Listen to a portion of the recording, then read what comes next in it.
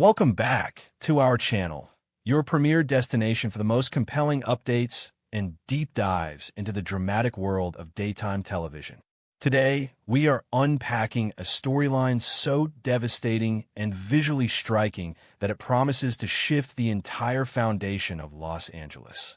Let us step directly into the unfolding tragedy that is about to rock the legacy of our favorite families. The piercing, relentless wail of emergency sirens violently tore through the usually serene and guarded night surrounding the legendary Forrester Mansion.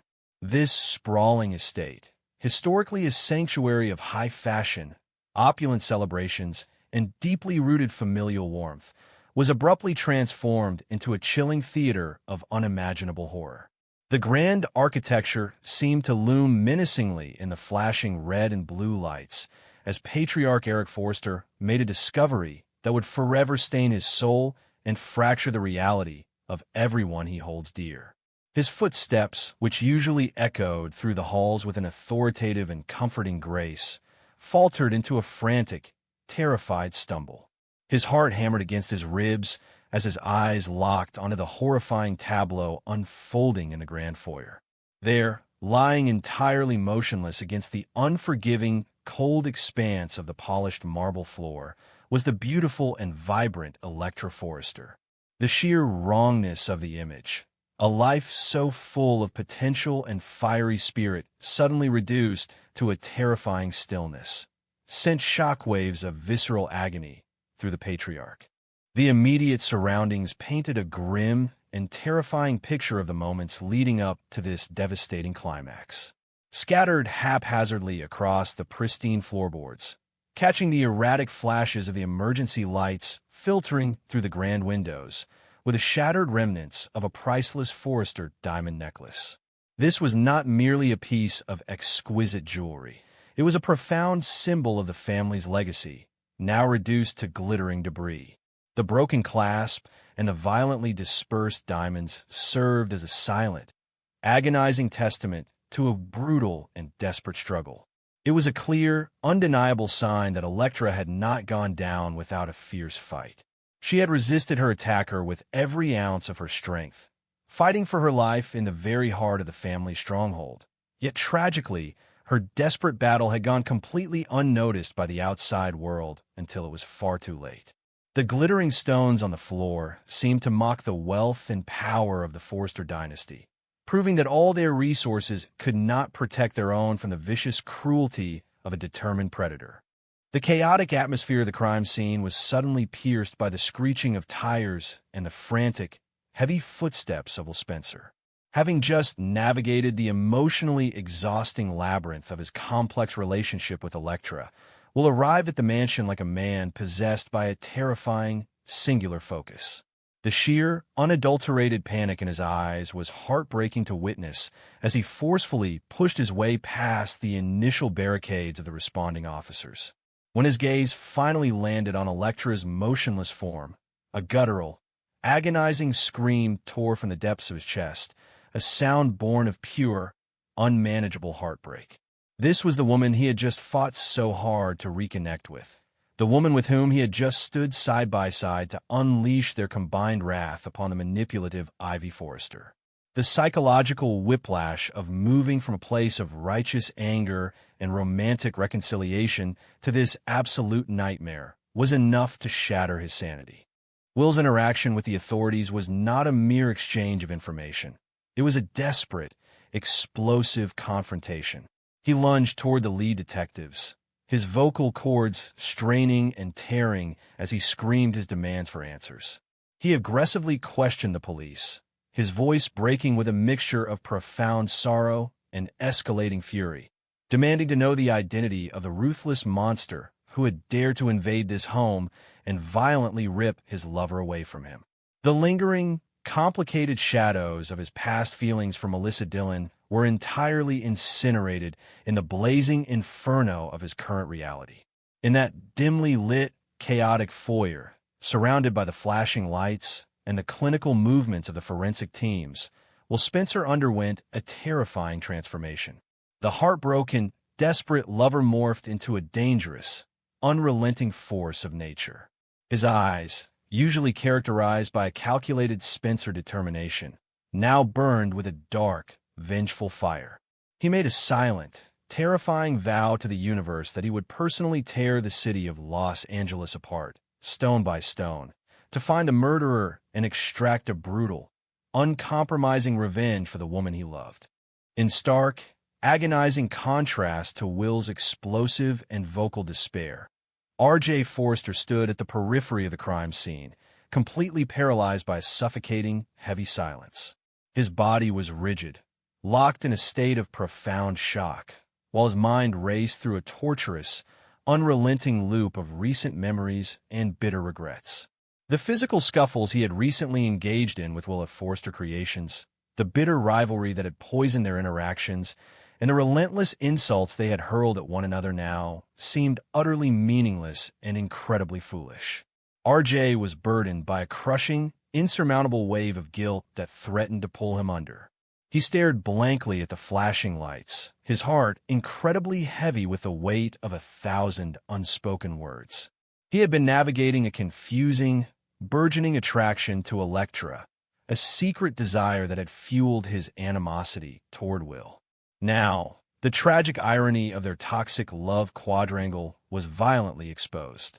RJ tortured himself with agonizing questions, wondering if their constant, bitter arguments and the volatile atmosphere they had created at the company had somehow distracted them all, inadvertently pushing Elektra into a vulnerable position and directly into the path of a lethal danger. The suffocating tension in the room was further amplified by the sudden, ghostly appearance of Ivy Forrester. Her entrance was marked by a chilling, involuntary physical reaction that spoke volumes about her internal state. Her face, usually so composed and fiercely defiant, was now entirely drained of color, resembling a ghastly, pale mask of absolute horror and disbelief. This terrified demeanor was a stark, jarring departure from the unrepentant, unapologetic woman who, just days prior, had boldly admitted to her manipulative scheming without a single ounce of remorse. The harsh, undeniable reality of physical violence and potential death had completely shattered her carefully constructed facade of control.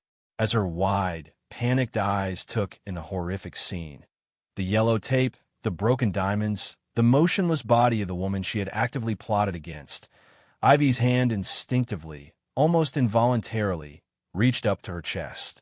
With trembling, unsteady fingers, she desperately clutched at a hidden necklace concealed deep beneath the fabric of her clothing. This hidden piece of jewelry became a profound focal point of Ivy's internal psychological torment. What was the dark significance of this concealed necklace? Was it a token of her own overwhelming guilt, a piece of evidence she had somehow acquired, or a symbol of a much deeper, more sinister secret she was harboring? As she stood trembling in the shadows of the grand foyer, Ivy was consumed by a suffocating, agonizing wave of regret. Her manipulative, petty games to keep Will and Elektra apart, her defiant refusal to apologize, and her arrogant belief that she could control the fates of those around her now seemed horrifyingly trivial and deeply shameful in the face of this life-or-death tragedy. She was paralyzed by the terrifying thought that her own toxic actions might have unwittingly set off a chain reaction of events that culminated in this brutal attack. The fear of being blamed, combined with the genuine horror of the situation, trapped Ivy in a personal hell of her own making. The overwhelming despair of the night was further compounded by the frantic arrival of Katie Logan and Bill Spencer. They rushed through the grand, heavy oak doors of the mansion, their faces deeply etched with absolute horror and disbelief. The psychological contrast they experienced was incredibly jarring. They had literally just come from the soaring, intoxicating heights of a highly successful, glamorous fashion event, where they had proudly and triumphantly showcased more of Eric Forster's legendary, breathtaking designs. The sudden, violent juxtaposition of their recent professional triumph and the glittering world of high fashion against the sheer, brutal fragility of human life hit them both with the devastating force of a physical blow. Bill, usually the stoic, unshakable, and ruthlessly pragmatic patriarch of the Spencer family, was visibly shaken to his core. The sight of the younger generation being subjected to such horrific violence cracked his usually impenetrable armor. Katie, possessing a deep, boundless well of empathy and a history of profound emotional sensitivity, felt the tragedy resonate deep within her soul. They stood together, hands tightly clasped, united in their profound shock and the terrifying realization that all the wealth, power, and fashion empires in the world could not build a wall high enough to protect their loved ones from the random, senseless cruelty of the universe. Stepping into the swirling vortex of chaos and emotional devastation was Steffi Forrester. True to her inherent nature as the formidable, resilient co-CEO of Forrester Creations, Steffi instinctively attempted to anchor the spiraling, uncontrollable emotions in the room. Despite the terror gripping her own heart, she stepped forward with an authoritative yet deeply compassionate presence, wrapping her strong arms around a violently trembling, inconsolable Brooke Logan. In this singular moment of profound darkness and shared grief, all of their recent, bitter hostilities completely evaporated into nothingness. Brooke's intense fury over Katie's recent business decisions, her deep disapproval of the fashion show, and the ongoing, exhausting family feuds were instantly rendered entirely irrelevant.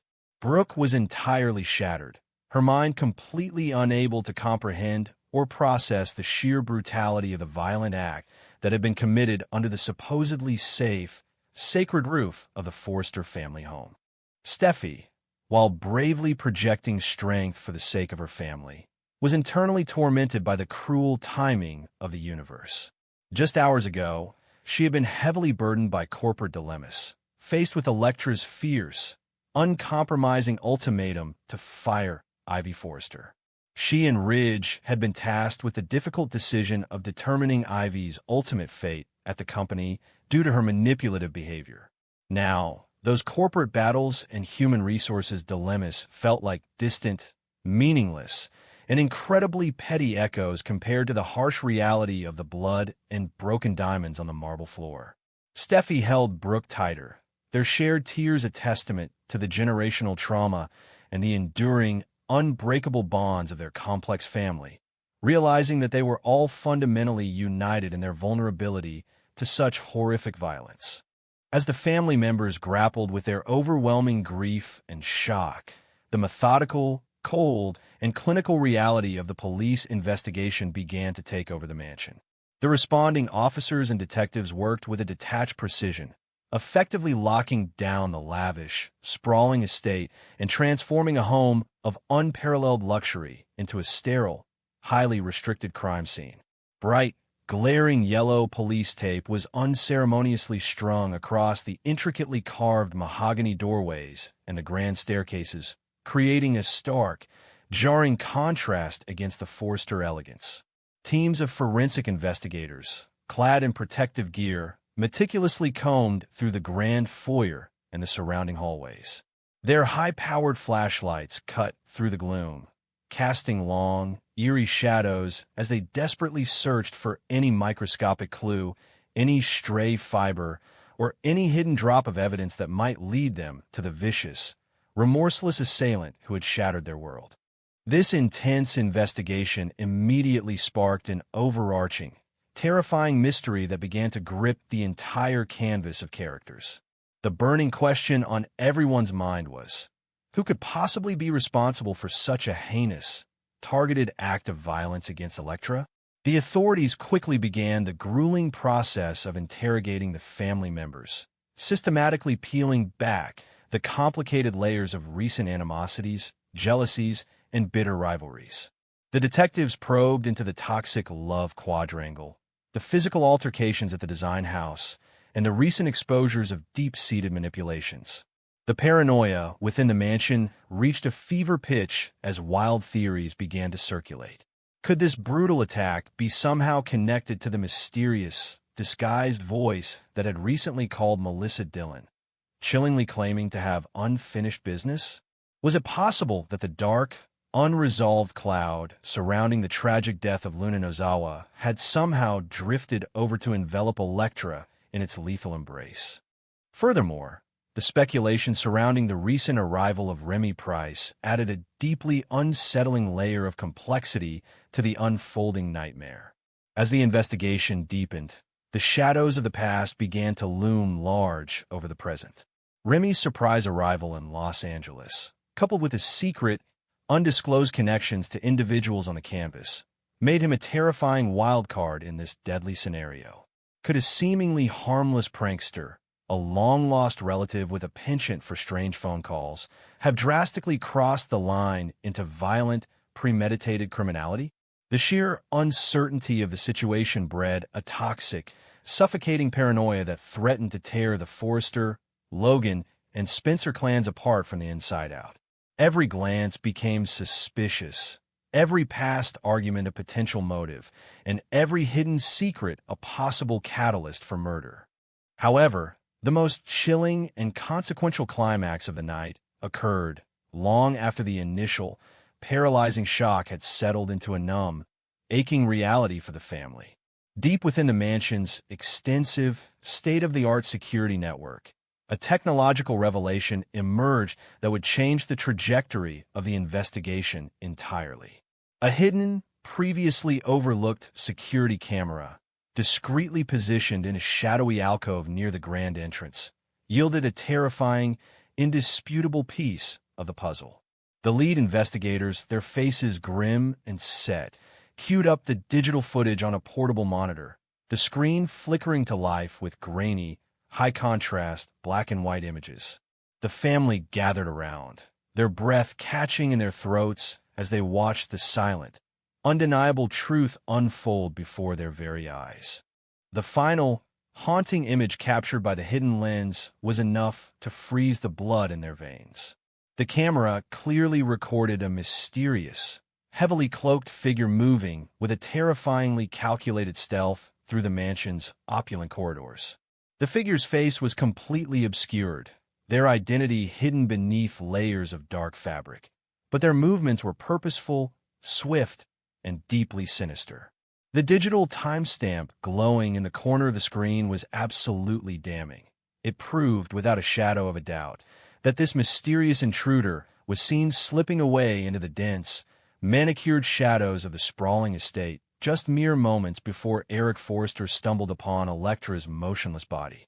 The highly calculated nature of the figure's escape suggested a chilling degree of premeditation, a profound awareness of the mansion's complex layout, and a deeply malevolent motive that went far beyond a simple crime of opportunity. The implications of this terrifying footage were immediate and profound. This was absolutely not a random burglary gone wrong. This was a deliberate, targeted, and highly orchestrated strike against the heart of the Forrester family. The scattered, broken diamond necklace on the floor was clearly not the primary goal of the intruder, but rather a tragic byproduct of Elektra's desperate, terrifying struggle for her own survival against a determined assassin. The horrifying realization that a ruthless predator had walked freely among them, executing a violent, premeditated plan with such chilling precision, sent a fresh, paralyzing wave of terror through the surviving family members. As the sun slowly began to rise over the hills of Los Angeles, casting long, pale shadows over the traumatized city, it illuminated a landscape forever changed by the brutal events of this single night. Will's relentless, burning quest for vengeance, RJ's agonizing battle with his own consuming guilt, Ivy's dark, trembling secrets, and the authorities' desperate, high-stakes pursuit of the mysterious, cloaked figure on the camera will undoubtedly drive the narrative into uncharted, incredibly perilous territory. The battle lines for these iconic families are no longer drawn in corporate boardrooms or glamorous fashion runways, but in the dark, dangerous, and unforgiving pursuit of justice, truth, and ultimate survival.